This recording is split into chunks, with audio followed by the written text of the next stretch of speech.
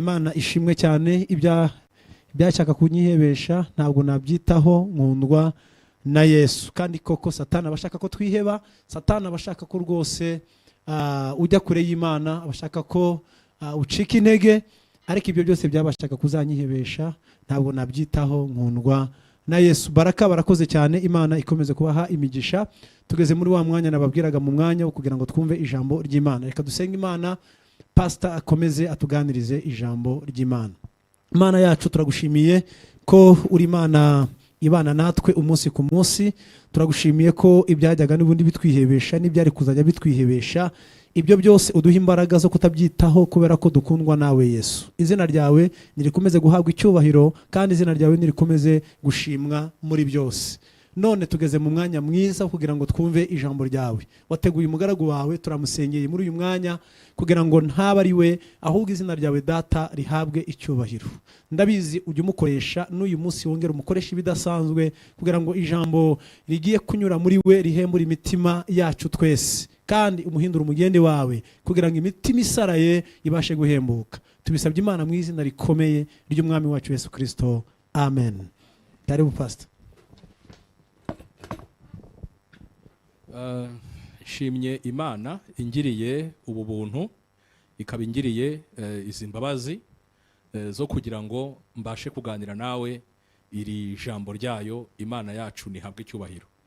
Ijambo ry'Imana hari igihe tutajya turitekerezaho, ariko ni rigari cyane kandi ni rikuru cyane, niryo ryaremye ibintu byose, kandi kugeza uyu munsi wa none ribitse ubutunzi butagira akagero, kubera ko ni ijambo ry'Imana ringana n'Imana, rero ringana n'Imana nyiraryo, ribitse rero ubutunzi butagira akagero. Kuba rero ngiriwe izi mbabazi n'ubu buntu bwo kugira ngo ngandirize iri jambo ry'Imana, mbishimiye Imana. Imana nihabwe icyubahiro.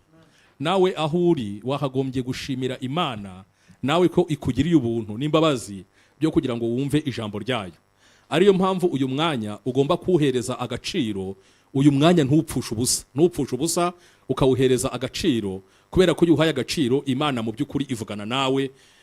Hari umukozi Imana avuze ngo Imana ivuga rimwe ngo nkumva kabiri. Ni ukuvuga ngo ushobora kumva n'ibyo ntavuze, ariko Imana ikabishaka kubivugana nawe. Rero ube mu mwanya mwiza wo kugira ngo wumve iri jambo ry'Imana, uritegere amatwi. Reka rero mu by'ukuri dusome ijambo ry'Imana tugiye kuganiraho.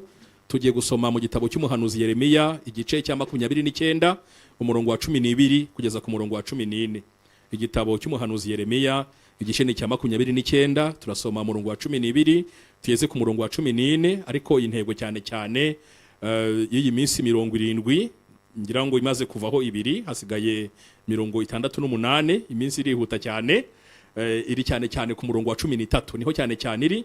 Ariko kugira ngo byumvikane neza, nashimye ko twahera ku murongo wa 12 wa kino gice cya 29 kugeza ku murongo wa 14. Hanyuma turi buze gusoma mu butumwa bwiza bwa Yesu Kristo ko bwanditswe na Yohana, igice cya 6 turasoma murongo wa 24, hanyuma tugeze ku murongo wa 28. Reka dusome mu gitabo cy'umuhanuzi Yeremiya igice cya 19 turasoma murongo wa 12 kugeza ku murongo wa 14. Haranditse ngo, kandi muzanyambaza, muzagenda munsenga, nanjye nzabumvira. Muzanshaka mu mbone, nimunshakana umutima wanyu wose. Nzabonwa namwe, niko Uwiteka avuga. Kandi nzagarura abanyu bajyanywe ari imbohe. Nzabakoranya mbakuye mu mahanga yose n'ahantu hose aho nari narabatatanirije, niko Uwiteka avuga. Kandi nzabagarura aho nabakuje mukajyanwa muri imbohe. Nuvuga ngo ibyo ngibyo Imana izakora, izabikora bitewe na kiriya kintu cyo kuyishaka. Ariko abantu bakayishakana umutima wabo wose, cyangwa se mu yandi magambo bakayishaka babikuye mu mutima, bakabishaka bivuye mu mutima. Ni ukuvuga ngo bakayishaka uko bakayishaka bafite ubushake, bashishikaye, nicyo bishatse gusobanura. Hanyuma reka dusome mu isezerano rishya, Yohana, ubutumwa bwiza bwa Yesu Kristo uko bwanditswe na Yohana igice cya 6. Reka dusome umurongo wa 24 tugeze ku murongo wa 28. Haravuga ngo, nuko abantu babonye Yesu n'abigishwa be badahari, bikira muri ayo mato ubwabo bajya i Kaperinawumu kumushakirayo. Hano abaye gahunda yo gushaka Yesu, yo gushaka Yesu kubera ko babonaga adahari. Bamubonye hakurya y'inyanja, baramushatse baramubona baramubaza bati mwigisha waje hano ryari? Yesu arabasubiza ati ni ukuri ndababwira yuko ibimenyetso mwabonye atari byo bituma munshaka. Hano bagaragaje ko bashaka Yesu kandi batarashakaga Yesu, ahubwo barashakaga ibyo Yesu abaha. Barashakaga ibyo Yesu abaha, badashaka Yesu. Ugomba kwitondera ukareba niba uri gushaka Imana cyangwa niba uri gushaka iby'Imana iguha. Kuko ibi bakunda kubyitiranya abantu. Ahubwo ni ya mitsima mwariye mu gahaga. Habayeho kwitiranya gushaka Yesu cyangwa se gushaka Imana. Ntimukorere ibyo kurya bishira, ahubwo mukorere ibyo kurya bigumaho kugeza ku bugingo buhoraho, ibyo umwana w'umuntu azabaha, kuko se ari we Mana yamushyizeho ikimenyetso cyayo. Baramubwira bati tugire dute ngo dukore imirimo y'Imana? Arabasubiza ati umurimo w'Imana nguyu nuko mwizera uwo yatumye. Imana yacu nihabwa icyubahiro. Ijambo ry'Imana rero turaganiraho muri iyi minsi 3. Imana ninshoboza tuzaganira iyi minsi uko ari 3. Ni ijambo rivuga ngo gushaka Imana n'umutima wawe wose no gukorera Imana n'umutima utunganye. Gushaka Imana n'umutima wawe wose no gukorera Imana n'umutima utunganye. Niryo jambo tuzaganiraho iyi minsi uko ari 3. Mu by'ukuri Imana ninshoboza. Ubwo rero uzaritege matwi neza, ndizera ko Imana izavugana natwe muri iyi minsi uko ari 3. Hanyuma rero tuzavuga ku bintu bigera kuri 3. Ni biki tuzavugaho muri iyi minsi uko ari 3? Icyambere turi buze kuvugaho n'uyu munsi wa none ni igisobanuro cyo gushaka Imana. Gushaka Imana bisobanuye iki? Cyo ni kibazo umuntu yakwibaza. Umuntu avuze ngo tugiye kuganira ku ijambo rivuga ngo gushaka Imana n'umutima wacu wose, cyangwa se gushaka Imana bituvuye mu mutima no gukorera Imana n'umutima wacu utunganye. Icyo umuntu yakwibaza ngo Imana, gushaka Imana bisobanuye iki? Cyo ni ikintu umuntu yakwibaza. Rero kino kibazo turi buze kugerageza kugisubiza muri uyu mwanya. Hanyuma icya kabiri dushobora kwibaza kijyanye n'iri jambo ry'Imana ni ukwibaza ngo ninde ugomba gushaka Imana? Ese ngewe nanjye uteze amatwi iri jambo, nanjye uri kwigisha iri jambo ry'Imana, naba ndi mu mubare w'abantu bagomba gushaka Imana, cyangwa se hari abantu bagomba gushaka Imana n'abatagomba kuyishaka? Icyo ngicyo ni igisubizo tugomba gutanga, ariko kikazajyanira hamwe n'ikivuga ngo kubera iki tugomba gushaka Imana. Naba ndi mu mubare w'abantu bagomba gushaka Imana, hakiyongeraho ikivuga ngo kubera iki nyine ngomba kuyishaka. Niba buriya kubera iki ni ikibazo umuntu wese muzima agomba kwibaza. Kubera iki nkora ibyo nkora? Kubera iki ndimo nshaka Imana? Naba ndi mu mubare w'abantu bagomba gushaka Imana? Niba ndi mu mubare w'abantu bagomba gushaka Imana, kubera iki ngomba kuyishaka? Mu yandi magambo biravuze ngo kuyishaka bimariye iki? Ibi ngibi ni ibintu ni ibibazo tugomba kugerageza gusubiza uko tugenda tuganira iri jambo ry'Imana muri iyi minsi uko ari 3 Imana izagenda iri kudushoboza. Hanyuma ikibazo nifuza kuzasorezaho ni ikibazo kivuga ngo nubuhe buryo bukoreshwa mu gushaka Imana kandi twayishakira Imana? Bayishakira ki? Imana ibaye nihe Imana iba ku buryo wajya kuyishakira aho hantu iba? Imana uzayishakira ki? Nubuhe buryo uzakoresha mu gushaka Imana? Cyangwa se nize nzira uzanyuramo kugira ngo ushake Imana? Uburyo bivuze ko ari inzira uzanyuramo kugira ngo mu by'ukuri ushake Imana. Ibi bibazo maze kuvuga ahangaha mu mwanya tuzaganira wose, nitugerageza kubisubiza uzaba mu by'ukuri usobanukiwe neza ikintu kijyanye no gushaka Imana, kandi bishobora guhindura ubuzima bwawe. Ubuzima bwawe uko arubayeho bishobora kuguhindura. Ijambo ry'Imana nuritega amatwi, ukaritega amatwi ufite umutima mu by'ukuri wifuza guhinduka cyangwa se wifuza kumenya Imana. Muri uyu mwanya rero ndagira ngo dusubize ikibazo cya mbere kivuga ngo gushaka Imana bisobanuye iki? Igisobanuro cyo gushaka Imana. Ntarahagera, icya mbere nagutangariza ko Imana igishakwa ikaboneka. Imana igishakwa ikaboneka. Ushobora gushaka umuntu adashaka kuboneka akakwihisha ntumubone, ariko Imana yo irashaka kuboneka. Ni nayo mpamvu urabona hariya Yeremiya, rura n'urwandiko kiriya gice cya 29 n'urwandiko Yeremiya yandikiye abayuda bari mu bunyage i Babuloni. amateka amwe agaragaza ko abayuda bajyanwa mu bunyage bagiye mu byiciro bitatu, noneho banataha batashye nanone mu byiciro bitatu. Mbese uko bagiye niko banagarutse, niko amateka abigaragaza. Bagiye mu byiciro bitatu hanyuma banataha batashye mu byiciro bitatu, niko amateka amwe agaragaza. Hano rero, hano ubu buhanuzi bwa Yeremiya mu gice cya 29 ni urwandiko yanditse rw'ubuhanuzi rw'ubutumwa Imana yari imuhaye kugira ngo yoherereze. We Yeremiya yari akiri i Yerusalemu, noneho arangije yandikira abantu bari barajyanywe mu bunyage. Babantu kubera ko abantu bajyanywe mu bunyage bwa mbere, abami, bikomangoma, abantu bakomeye, abantu batandukanye, niyo bantu bambere Nebukadinezari yajyanye mu bunyage. Noneho Imana imuhereza ubuhanuzi bwo kugira ngo ahereze abo bantu. Aya magambo rero twasomye ari mu rwandiko Yeremiya yandikiye abantu bari i Babuloni, we yari yarasigaye i Yerusalemu. Abandikira rero uru rwandiko ruri muri kino gice cya 29. Kubera iki hajemo kino kintu cyo gushaka Imana kuri aba Bayuda? Bibiliya igaragaza ko aba Bayuda bari barataye Uwiteka. Turimo turashaka gusubiza kiriya kibazo kivuga ngo gushaka Imana ni iki. Bari barataye Uwiteka, bari baratandukanye n'Uwiteka, bajya kuramya ibindi bigirwamana. Umva nkubwire mwene data wowe unteze amatwi, icyo nakwibutsa muri aya masaha, kuko akenshi hari igihe tubivuga, nuko udashobora kubaho udafite Imana. Nubaho udafite Imana yakuremye, nubaho udafite Imana rurema, wowe uzabaho ufite Imana waremye. Kubera ko hari umwanya mu muntu ugomba gutunga Imana. Nta muntu rero kwisi ushobora kubaho adafite Imana. Iyo utagize Imana yakuremye, ngo ugire Imana yaremye ibintu byose, ngo ugire Imana ihoraho, ugira ikindi kintu wise Imana. Bivuze ngo ikaramu wayita Imana, amafaranga wayita Imana, ibiyobyabwenge wabyita Imana. Bivuze ngo hari ibintu, igiti wacyita Imana, amabuye wayita Imana. Hari ibintu byinshi ushobora gusimbuza Imana, kubera ko Imana hari ahantu mu muntu yaremye igomba gutura, igomba kuba. Iyo rero Imana utayimitse ukayimura, ushaka ikindi kintu kiyisimbura, warangiza ukacyita Imana cyangwa se kikakubera Imana. Hari abantu bafashe amafaranga ababera Imana, barayaramya, barayasingiza, bayashyira imbere, iteka ryose amafaranga ahinduka Imana. Ushobora gufata n'umuntu ukamugira Imana, umuntu wapfuye cyangwa se umuntu ukiriho wamugira Imana. N'ikaramu na kino gitabo wakigira Imana, n'inzoga.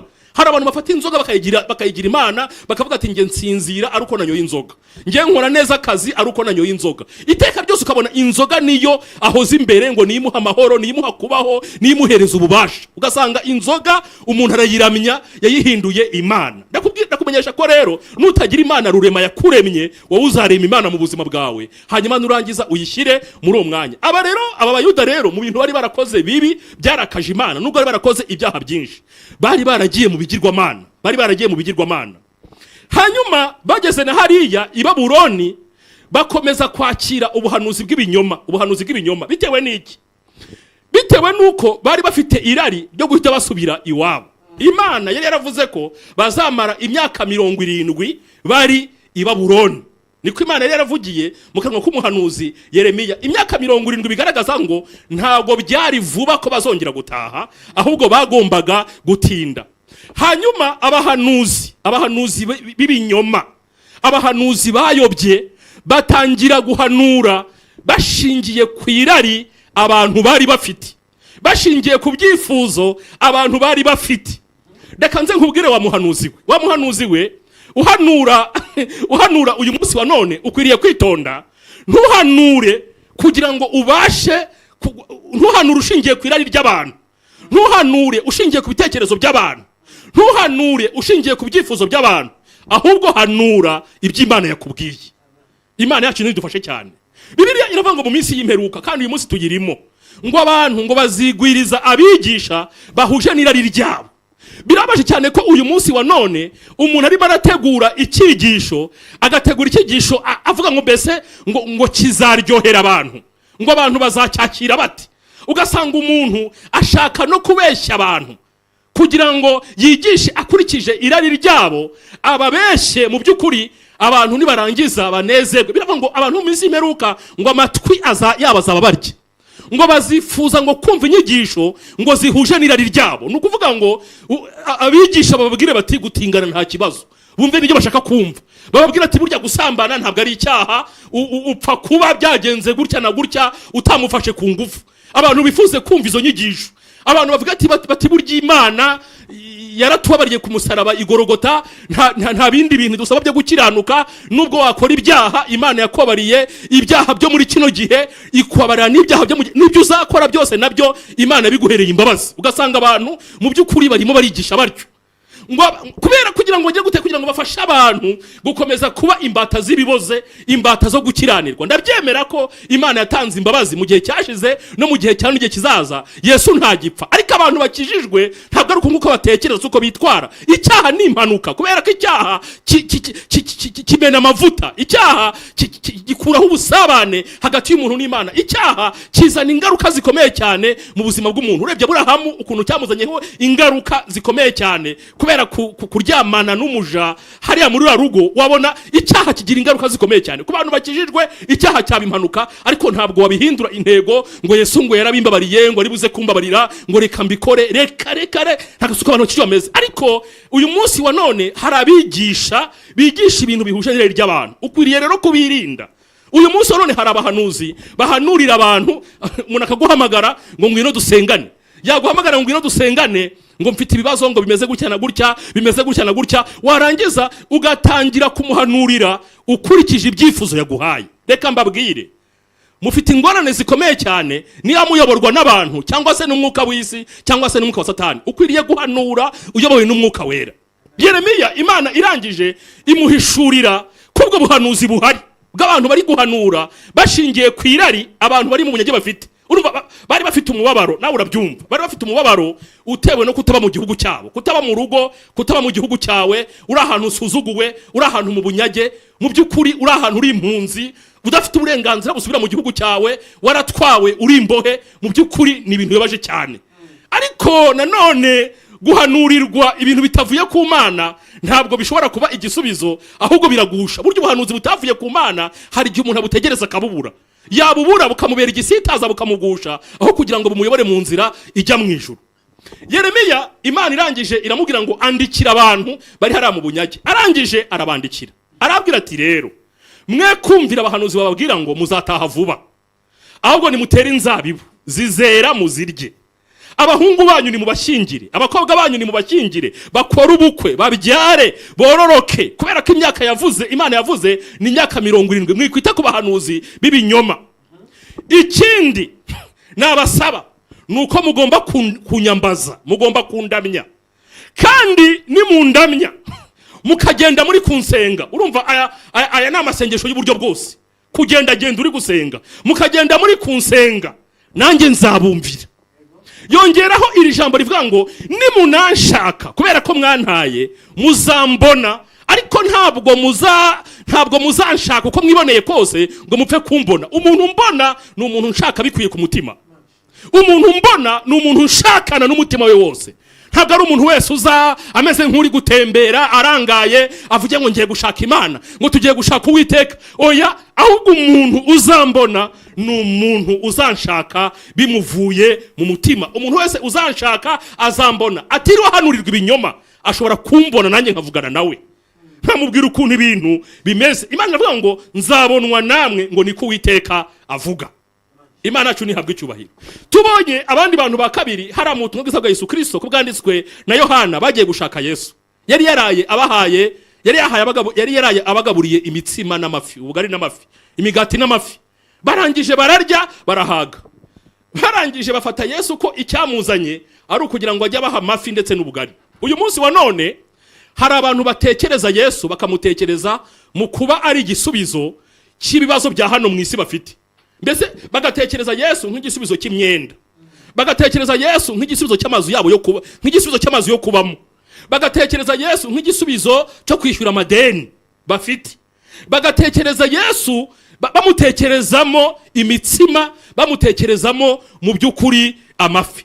Ndabyemera ko Yesu atanga amafi, ndabyemera ko Yesu atanga imitsima, Yesu yishyura amadeni, ndabyemera, Yesu atanga imyenda, ndabyemera, ariko ntabwo ari cyo cyamuzanye. icyazanye Yesu ni ikintu umuntu atashobora kuguha. Icyazanye Yesu ni ikintu utashobora kwiha. Icyazanye Yesu ni ugupfira abantu kugira ngo niba mwizera bahabwe ubugingo buhoraho. Imana yacu nihabwe icyubahiro. Nta muntu n'umwe ushobora guha abantu ubugingo buhoraho, ntabwo abaho. Nta n'umuntu n'umwe ushobora kwiha ubugingo buhoraho. Ubugingo buhoraho gusa bubonerwa mu kwizera Yesu Kristo nk'umwami n'umukiza. Ubugingo buhoraho bubonerwa gusa mu kwizera umurimo Yesu yakoze ku musaraba igorogota. Niyo cyazanye Yesu. Naho Yesu aza yasanze ku isi abantu bambara. Yesu aza yasanze ku isi abantu barya. Yasanze abantu baba mu mazu. Yesu icyo yaje kuguha ni ikintu so ataguha. Iso yaguha imyenda, inshuti yakwambika, inshuti yaguha inzu, inshuti yaguha akazi. Ibyo Yesu nawe arabitanga nk'igisubizo cyangwa se nka resultant ivuye mu busabane dufitanye nawe. Ibyo Yesu ashobora kubikora, ariko sicyo kibanze. Ikibanze ni ubugingo buhoraho. Ikibanze ni ukwakira ubuzima bwa kino gihe n'igihe kizaza. Imana yacu nihabwe icyubahiro. Gikwiriye kuba ikibanze mu buzima bwacu. Yesu aguhaye amafi, akaguhereza imigati, akaguhereza imyenda, akaguhereza inzu, warangiza ukarimbuka, byakumarira iki? Ese bene data, mwaba mwibuka ko Abisiraheli barimbukiye mu butayu nta na rimwe manu yahagaze? Buri gihe manu yaramanukaga. Buri gihe manu yarazaga. Ese mwaba mwibuka ko Abisiraheli barimbukiye mu butayu ko buri munsi amazi yo mu gitare yazaga? Ese wa munsi basenga inyana ikigirwamana, Mose avuye ku musozi agakubita hasi ibisate byari amabuye, mwagize ngo ntibabyinnye, babyinishijwe n'imbaraga z'amazi yavuye mu gitare banyoye? Mwagize ngo ntibabyinnye, babyinishijwe n'imbaraga bahawe n'amanu yavuye mu ijuru? Ntabwo igihe bitotombaga bavuga ngo bashyireho undi mugabo bisubirireyo, uwo munsi manu yaraje. Igihe baranyaga ikimasa, uwo munsi manu yaraje. N'amazi yo mu rutare yarabonetse, ariko barabiriye barangiye bashirira mu butayu. Rero witekereza ko ibyo bintu Imana yaguhaye amafi si igisobanuro cy'uko ukiri mu nzira. Kuba Imana yaguhaye umugate si igisobanuro cy'uko ukiri mu nzira. Kuba Imana yaguhaye akazi, yaguhaye inzu, ukayisenga ikaguhereza ibyo bintu byose, si igisobanuro cy'uko ubusabane bwawe n'Imana bumeze neza. Yabikoze kubera imbabazi zayo, kubera ko Imana yacu ni Imana ivubira imvura ababi n'abeza. Niko biri ivuga. Imana igigusha imvura ikayigusha mu murima w'umurozi, ikayigusha no mu murima w'umukiranutsi. Imana ivusha izuba rigasusurutsa abicanyi n'abagambanyi n'abagome, rikanasusurutsa abantu bakiranuka. Imana yacu nidufashe. Rikumisha imyenda y'abakiranutsi, rikumisha n'imyenda y'abakiranirwa. Ntabwo ibitangaza, ntabwo ibiryo wabigenderaho. Iriya migati uvuge ngo nashatse Imana ndayibona. Bageze kuri Yesu, Yesu abagira inama, arabwira ati mwebwe nimushake ibishobora kubafasha kubaho muri ubu buzima no kuzabaho iteka mu buzima buzaza, umunezero w'iteka ryose. Mushake ibidashira. Ibidashira byari bihese, byari ugushaka Yesu aho gushaka ibyo Yesu abaha. Wigenzure mu misengere yawe, wigenzure mu bukristo bwawe. Niba ubuhamya bwawe mu itorero, hari abantu bafite ubuhamya mu itorero bushingiye ku biryo, bushingiye ku mashuri bize. Ngo namenye Imana. Wayimenye gute? Bati nabonye Imana, ati nashatse Imana mu buzima bwanjye ndayibona. Wayibonye gute? Nabonye Imana yishyuriye abana banjye minerevare, yanyishyuriye minerevare, yanyubakiye inzu, yampaye umugore, yampaye umugabo, yampaye abana, yaramfashije ubucuruzi bwanjye bukaguka. Ugasanga abantu bafite ubuhamya guko babonye Imana, bayiboneye mu mafi n'imigati. Ariko Imana baboneye mu mbabazi zayo, no mu guhinduka, no mu gakiza, no mu bugingo buhoraho, ntayo babonye. Ni byiza ko wigenzura neza niba gushaka Imana kwawe ari ibintu yishakaho cyangwa niba ari ushaka. Imana yacu niturengere. Gushaka Imana no bisobanuye iki? Turimo tugeza ku musozo uyu musa none, niyo kintu twaganiriyeho. Ejo tuzaganira ngo ninde ugomba gushaka Imana kandi kubera iki tugomba kwishaka. Ku munsi w'ejo nibishoboka tuzanatangira kureba bumwe mu buryo bwo gushaka Imana, tuzasorezaho umunsi w'ejo bundi no kwikorera n'umutima utunganye. Niryari bavuga yuko ugiye gushaka umuntu? Ubundi ujya gushaka umuntu kubera ko umukeneye. Gushaka umuntu nukugerageza kugera ahari, nukugerageza kunyura mu nzira, nukugerageza kunyura mu buryo butuma ugera ahari kubera ko umukeneye. kubera ko ibyo umushakaho bigufitiye umumaro. Gushaka ikintu ni ukugerageza kugera kuri cya kintu ukeneye kugeza igihe uri buze kugisingira, kubera ko wibwira ko nukigeraho kiri buze kukugirira umumaro. Izo nzira unyuramo kugira ngo ukigereho, n'izo mbaraga ushyiramo kugira ngo ukigereho, nibyo bita gushaka icyo kintu. Inzira unyuramo kugira ngo ushake uwo muntu, n'uburyo ukoresha kugira ngo umugereho, nibyo bita gushaka uwo muntu. Ushobora gushaka umuntu utarigeze umumenya, ushobora gushaka umuntu utarigeze umubona. Bibaho natwe mu buzima bwa buri munsi, hari igihe tujya gushaka umuntu cyangwa ahantu utarigeze uhagera, cyangwa se ugashaka umuntu utarigeze umumenya, utarigeze umubona, ukagenda ukamushaka, ukamubaza ahantu ari, ukamubaza n'uburyo ki uri buze kumugeraho, hanyuma yarangiza akakurangira ukuri buze kubibona. Hari n'igihe akubwira ngo nambaye imyenda isa gutya, ese we wambaye imyenda isa gute, akayikubwira, hagarara hano ndi buze kuhagusanga, turi buze kubonana, warangiza ukamushaka ukamugeraho, bitewe n'ikintu wifuza kugira gute, bitewe n'uko wari umukeneye kandi ukabuzi ko bigufitiye inyungu.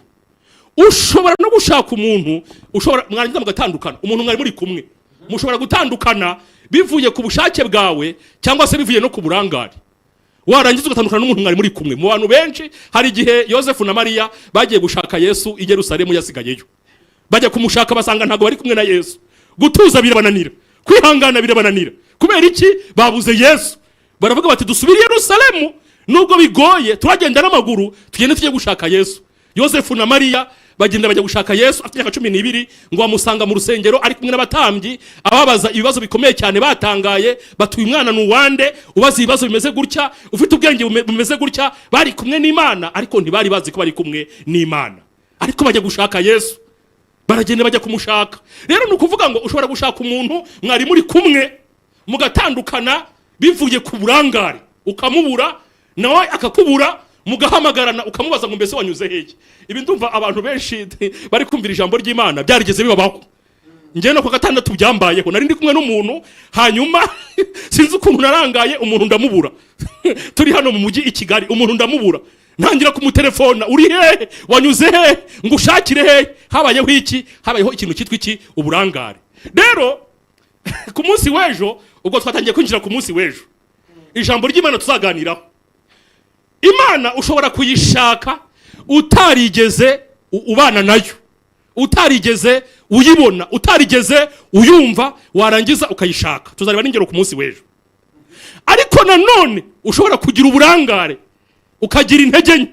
Imana nabyita ko Imana mwatandukanye, mwatandukana, wagirirwa umugisha n'Uwiteka Imana, ukongera muri wowe hakaza mw'ishyaka ryo kongera kuyishaka. Ariko nanone hagati yo kugira ishyaka ryo kongera kuyishaka hagomba kubaho kumenya ko wayitaye, kubera ko hari n'igihe ushobora kuyita cyangwa se ugatandukana nayo kubera uburangare, ukazamara igihe uzi ngo muracyari kumwe kandi mutari kumwe.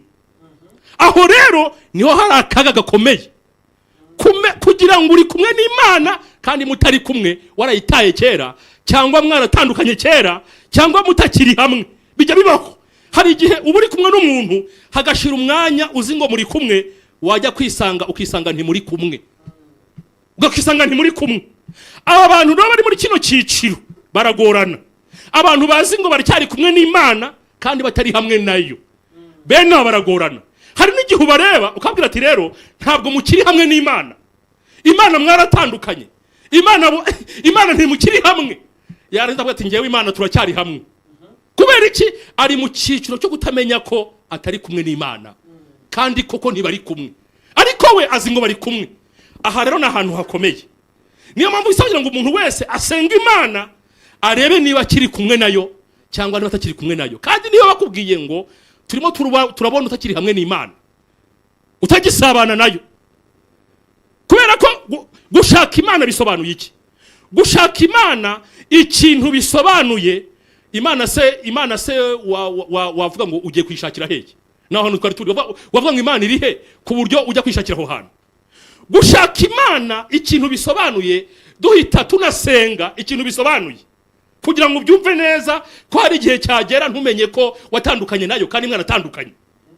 gushaka Imana ikintu bisobanuye ko ari ugukora ibintu bituma utunga Imana muri wowe, cyangwa se gukora ibintu bituma Imana iba muri wowe, cyangwa se ugendana nayo, cyangwa se ukorana nayo, cyangwa se ukoreshwa nayo, cyangwa se usabana nayo, cyangwa se uyumva nayo ikumva. Yesu yaravuze muri hano mu gice cya 10 aranga intama zanjye zumva ijwi ryanjye, nanjye ndazizi, ziramenya nanjye ndazizi, turaziranye.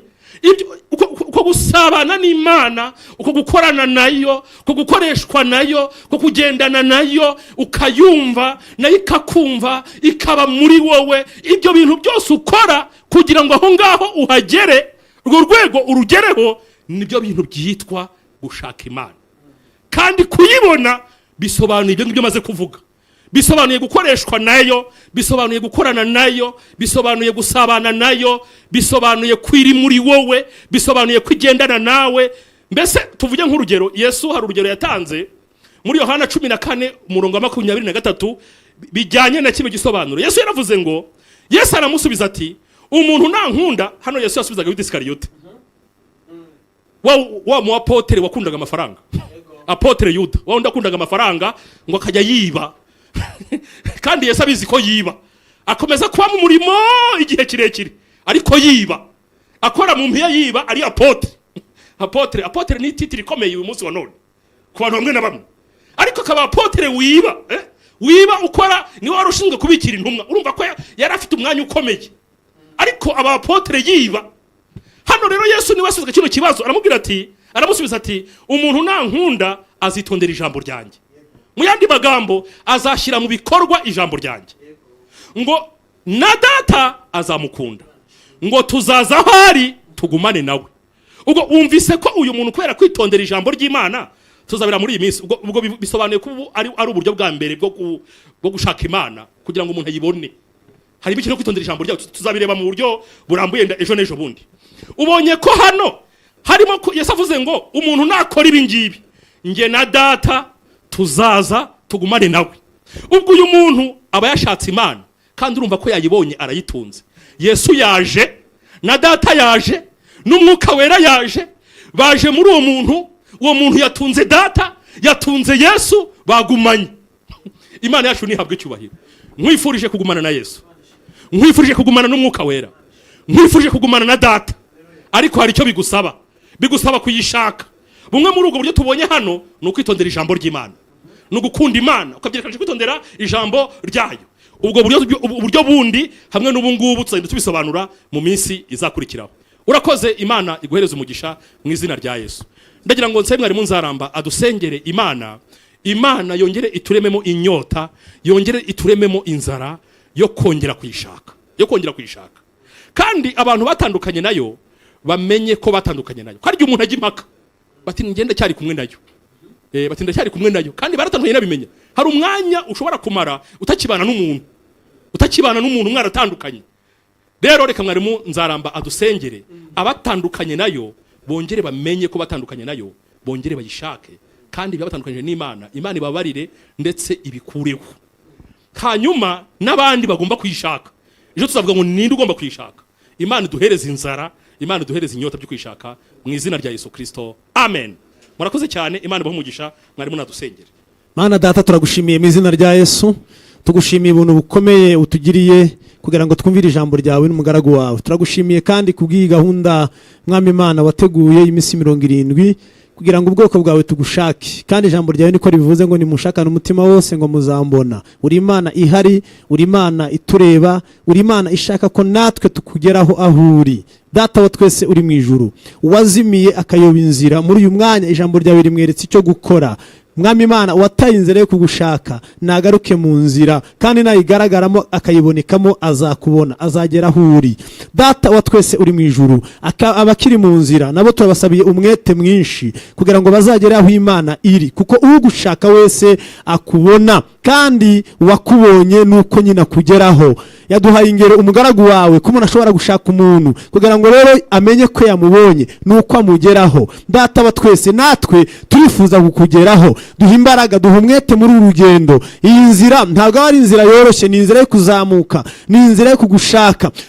Harimo inzitizi nyinshi zizanwa n'umwanzi n'impamvu nyinshi, ariko izo mpamvu zose mwami uduhe kuzirenga no kuzitambuka kugira ngo tugere aho Imana yacu iri, kandi nitukugeraho tuzamenya ko twakugezeho. Nitukubona umuntu wese azabimenya ko yakubonye, ndetse n'abamubona bazabona yuko hari icyo yabonye. Wahuye nawe akakugeraho, abantu bose bamenye ko hari impinduka zabaye. Niko umuririmbyi wa 388 yabiririmbye, aravuga ngo nidutumbira Yesu tuzasa nawe, kandi ngo abantu bose bazamenya yuko tubana nawe. Nitukugeraho tukabana nawe, abantu bazabimenya ko hari impinduka zatubayeho, abantu bazabimenya ko hari impinduka zabaye kuri mwene data, hari impinduka zabaye kuri mushiki wacu. Duha umwete muri uru rugendo, duha umwete muri aya masengesho, duha umwete muri iyi nzira yo kugushaka, kandi uduha umwete mu mitima yacu. Izina ryawe nirihabwe icyubahiro.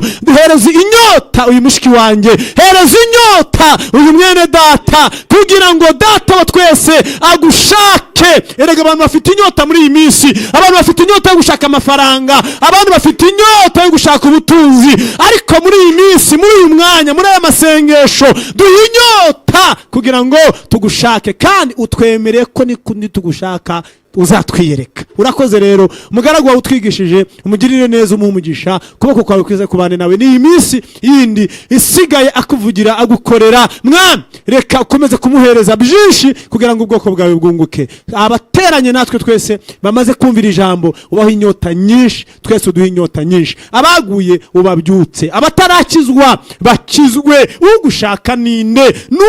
Ugushaka ninde? Nuwakumenye, nuwakijijwe. Reka ushaka agakiza akabone muri uyu mwanya, kandi wagize intege nkeya muri uyu mwanya umuhereze imbaraga, kandi twebwe twese utwuzuze izi mbaraga kugira ngo tugire umwete mwinshi wo kugushaka. Cyubahiro n'ikibi cyawe cy'icyumweru cyose dutegereje ko uzahembura imitima yacu, ndetse muri aya masengesho y'iminsi 7 dutegereje ko hari ikintu uzakora mu itorero ryawe. Tubisabye Imana mu izina rya Yesu, amen. Reka pastor akomeza asengera ibyifuzo, akomeza gusengere mu ntege nke ufite z'uburwayi, mu byifuzo ufite. Ushobora kuba ufite ideni rikugoye, ushobora kuba ufite intambara urimo kurwana, ushobora kuba uri mu kigeragezo ariko ukumva ucitse intege, ariko hamwe n'ijambo ry'Imana turimo kumva, reka gusengere, asengere n'itorero, asengere n'igihugu. Imana ibahe umugisha.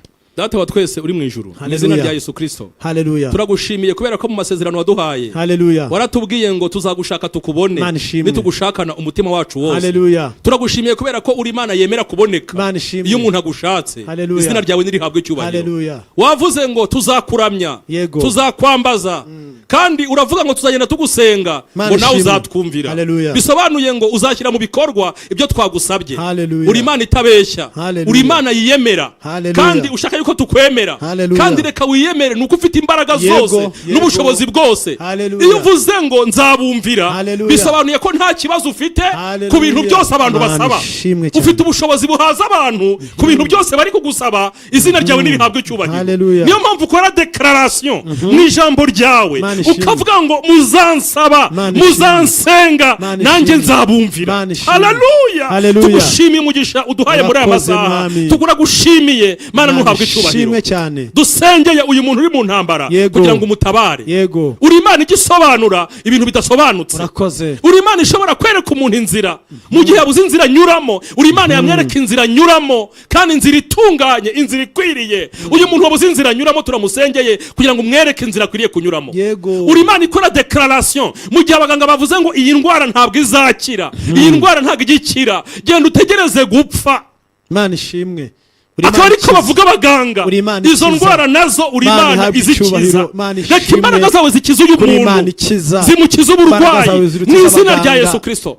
Haza uyu muntu ku bukene afite, haza uyu muntu ku byifuzo afite, kuko kwiza ukurambure uyu muntu ahage. Araremerewe, dukomeje muruhure. gusabira umugisha Mutabazi. abantu batanga amaturo Yego. n'abantu batanga icyacumi Mana ishimwe. n'abantu batanga amafaranga Haleluya. yo kubaka insengero Haleluya. no gukora umurimo wawe mu buryo Mana butandukanye ishimwe cyane. n'abantu bari gufasha abakene Haleluya. n'abari gufasha ivugabutumwa Haleluya. mu buryo butandukanye Mana bari ishimwe. gushyigikira ku bwami bwawe bwaguka Haleluya. abatanze igihe Haleluya. cyabo n'imbaraga zabo Haleluya. kugira ngo ubwami bwawe Haleluya. bwaguke Haleluya. kugira ngo ubwami bwawe butere imbere Mana tubasabiye ishimwe umugisha cyane. tubasabiye imbaraga tubasabiye kukubona Tabara tubasabiye ubwoko bwawe. kukumva tubasabiye Tabara kubagirira neza itorero ryawe. urakoze Mana ihoraho Mana ishimwe. komeza uturinde komeza ugendane natwe iki cyumweru uzatwereke mu buryo budasanzwe Yego. kandi uzajya ubikora mu buzima bwacu bwa buri munsi Yego. uzadukoreshe mu buryo budasanzwe Mana ishimwe. uzakorana natwe mu buryo budasanzwe Mana uzaduha ishimwe. umugisha wawe n'imbabazi n'amahoro Mana, yawe urakoze, Mwana. urakoze Mana turagushimye mu izina rya Yesu Kristo umukiza wacu amen Amen. Amen. Amen. Reka- turasoje Yego. sinzi niba hari amatangazo wabagezaho Pastor rero yadusengeye ariko reka muri tekinike batwereke uburyo bwo gukorera Imana dutura turarimo turashaka Imana kandi yamaze no kudusengera dusoza nibyo ariko nibatwereke uburyo dutanga amatoro n'icyacumi beka bank populaire ni kuriya zira nizo konte dukoresha hanyuma Imana ni guhumugisha utanga icyacumi utanga amaturo hanyuma utange n'amashimwe hanyuma dukoresha n'ubundi buryo bwa Momo Pay code niriya tugatangaho icyacumi n'amaturo hanyuma dufasha n'abakene uburyo bwo kubikora nabwo nguburiya code niriya Imana yaguhumugisha gusangira n'abakene ku by'Imana yaguhaye hanyuma turimo turatanga n'imisanzu y'inyubako hari Nyarugenge turi mu nyubako kandi rwose turi mu nyubako turagira ngo dutere rusengero turagira ngo dutsengere muri rusengero kandi muri iyi minsi rwose yihuse Imana nawe ni gukoresha kugira ngo utange imisanzu yawe iyo nyubako Imana nibagirire neza Pastor yadusengeye ubuntu bw'Imana n'urukundo rw'Imana no gufashwa n'umwuka wera bibane natwe twese na bene data bose mu izina rya Yesu amen Yesu abahezagire